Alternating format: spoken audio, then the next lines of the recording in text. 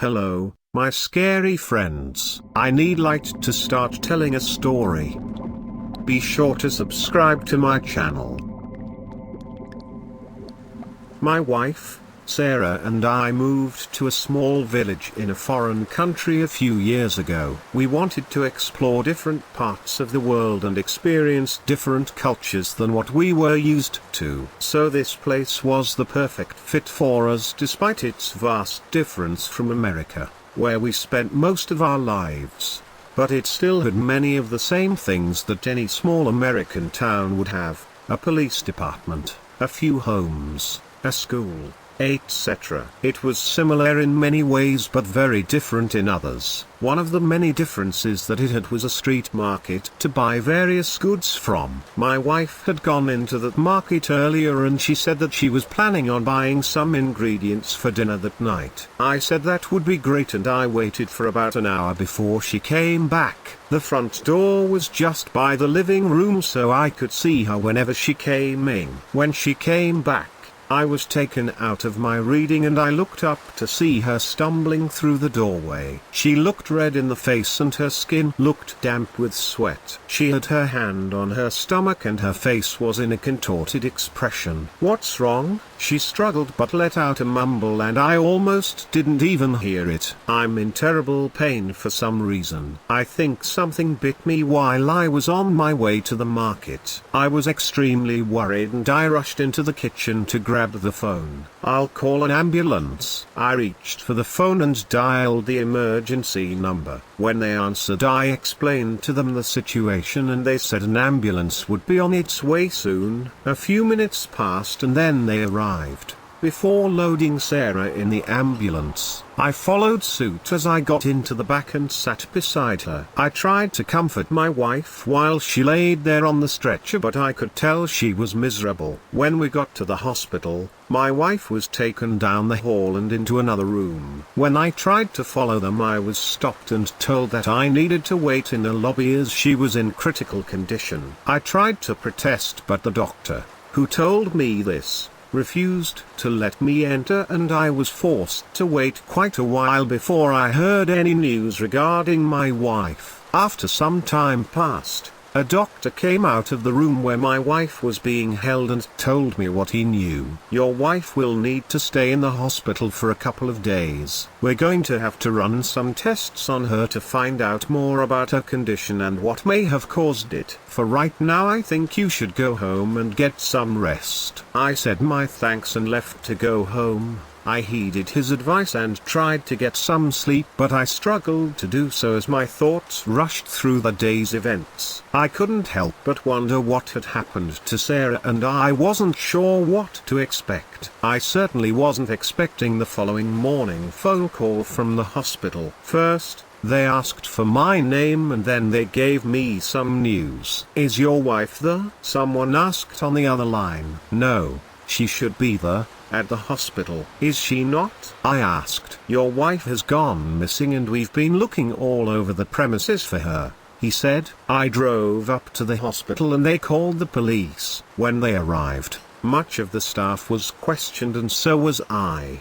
But nobody knew much about my wife's disappearance. What was known was that she had gone missing somewhere after midnight and during the early morning hours of that day. The last time she was seen, she was apparently sleeping and a nurse had just checked on her. After that nobody else saw her and when her room was checked the next morning, her window had been open. The police thought that maybe she escaped on her accord but when they asked why she would do that, none of us could really give an answer. Sarah wasn't that type of person and there was no reason for her to run away. The only alternative was that someone else snuck into her room at night and kidnapped her. Just the thought of that horrified me and my anxiety began to grow. The police tried to reassure me by saying that they would find her as soon as possible but that only did so much for my worries. Then once again I was told to go home and try to relax but that proved to be difficult obviously, considering the circumstances. The next day and every day after that I would ask the police, either over the phone or in person, if they had any leads in the investigation, but for weeks they didn't have anything. It wasn't long after the investigation that the rest of the village folk were questioned, but none of them seemed to know anything, and even if they did, they certainly weren't telling the police anything. After a few weeks had passed, the police made an important press announcement in the village center, and it was the first time I had heard about what they were talking about. The subject that the police were talking about in front of the crowd triggered the memory of me going into the town to go to the various local bars. I had been drinking very heavily since my wife had gone missing, and it was my own personal way of distracting myself and coping. But there was something particularly odd about the village that I noticed every time I leave my home. As I said,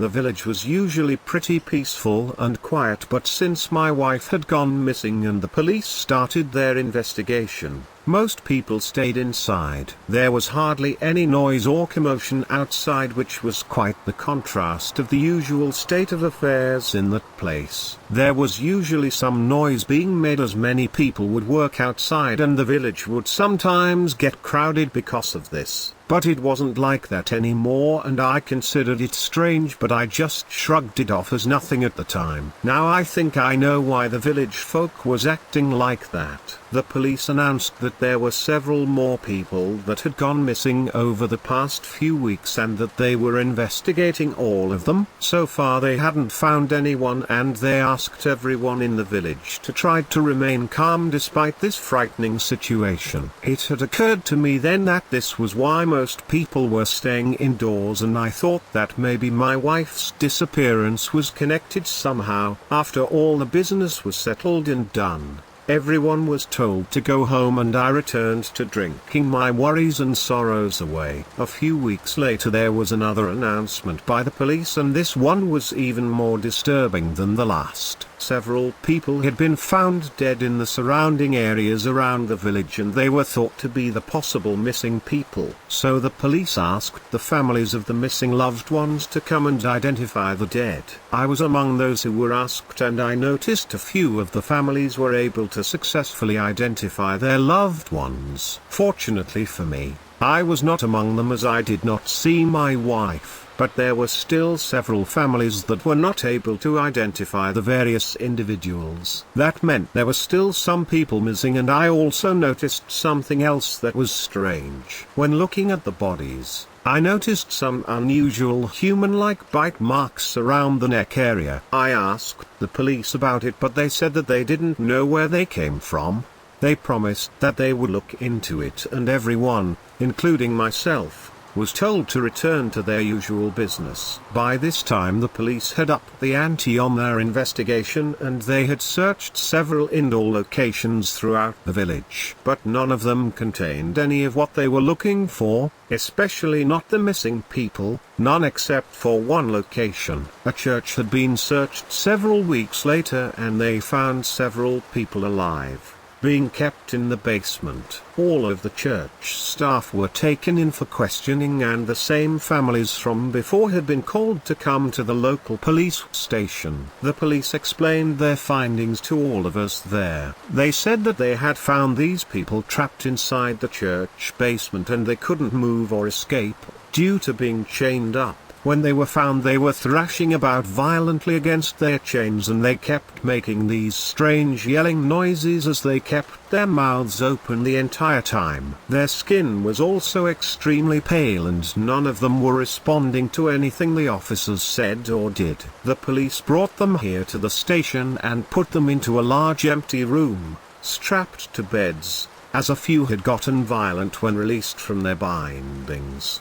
The police also said that they noticed something extremely odd about their teeth when they saw their mouths wide open. There were 2 fangs sticking out from the rest of their teeth and mouth. We were asked to come in each individual and identify those inside that room to see if any of them were our loved ones. By this time everyone, including myself, was absolutely terrified of the description the police had given us, and we were even more concerned about what we were going to see inside that holding room. It was frightening to think that there was even a chance of any of them being our loved ones, and I could sense the tension among the crowd. All of us were shaking and breathing hard as we thought about what the police had said. Some of the others were even crying. Then it wasn't long before each family was called upon and was accompanied to the holding room by an officer. A single woman was the first to go inside, and it was only minutes before she ran out of the room while crying and practically screaming, while the officer desperately tried to calm her down. Her face showed both extreme terror and sorrow as it contorted greatly with that strange mix of emotions. Everyone, upon seeing this,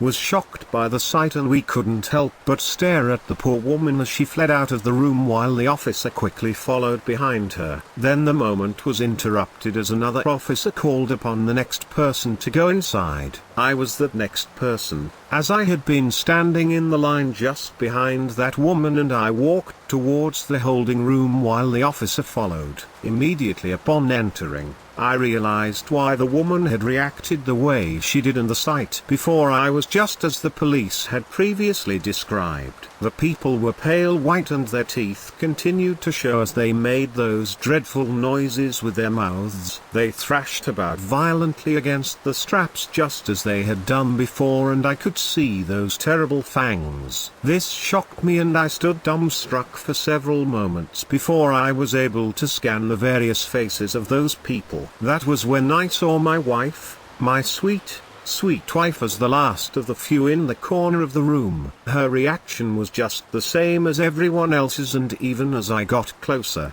she only got increasingly more violent. It was then that I knew that whoever or whatever she wasn't my wife anymore. None of those people were the same anymore, and I fled the room just the same as the last woman, in defeat.